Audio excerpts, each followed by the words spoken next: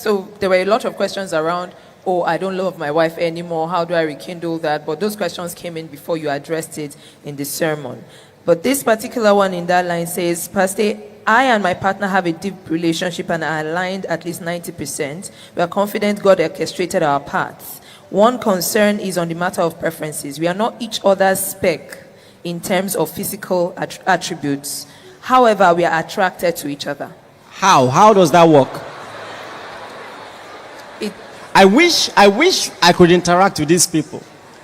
And this person asking is the guy in the relationship. So he's saying they're prayer partners, they have communities in common and all of that, but... Okay, so you are attracted to each other's prayer life or what? I beg you, don't do it. I beg you in the name of Jesus, don't do it. Don't marry someone you're not attracted to.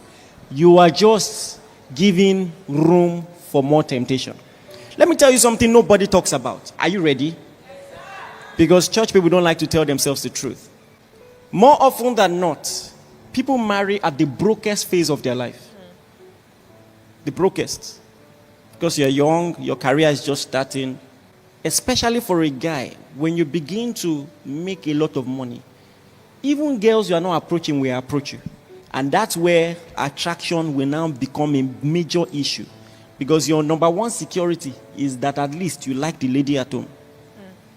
Please, don't do it. That's my honest advice. Thank you very much. Thank you so much, sir. I'll ask one final question. This person is asking, what do you do if your wife is always right?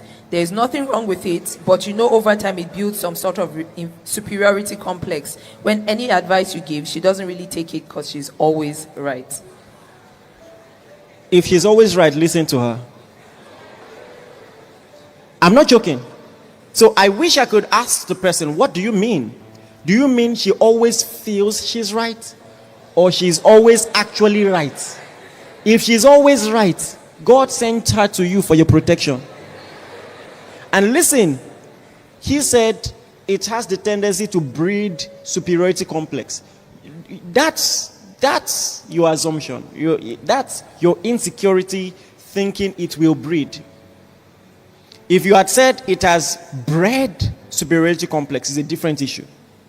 Then maybe I will have a message for the lady. But if she's always right, thank her. And ask her opinion when you want to do anything. Because let me tell you something. I'll say two things. Number one, I think it's a witchcraft tendency that the things we appreciate people for on the outside, when it is someone closer to us, we think is a problem. If you had someone like that in your company, that person will be an asset. But because she's under your roof, you have a problem with it. You see that?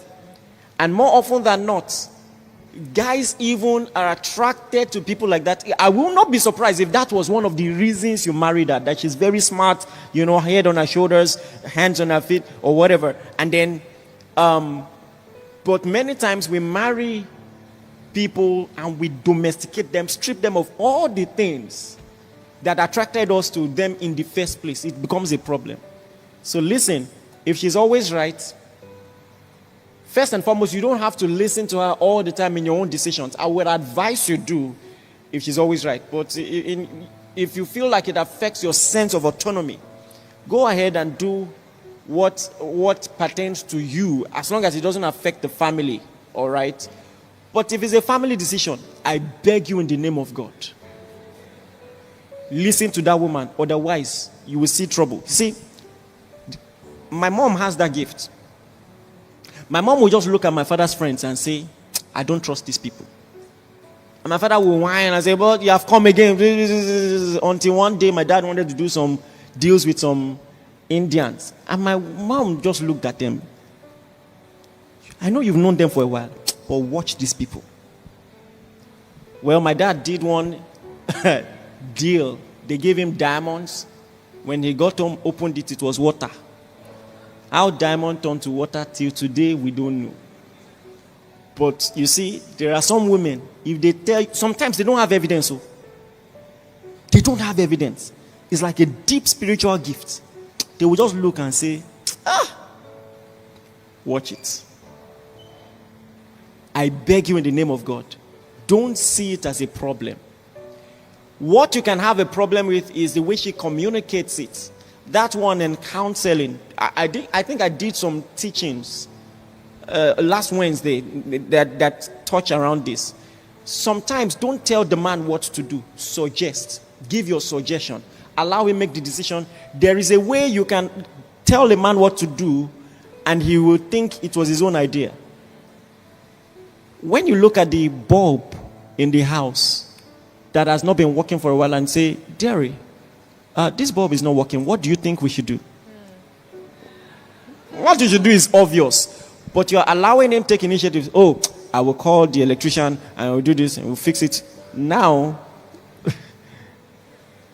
that's experience right there. So just, there's a way you can help her communication. But at the end of the day, if she's always right, he will save your life. So get over it.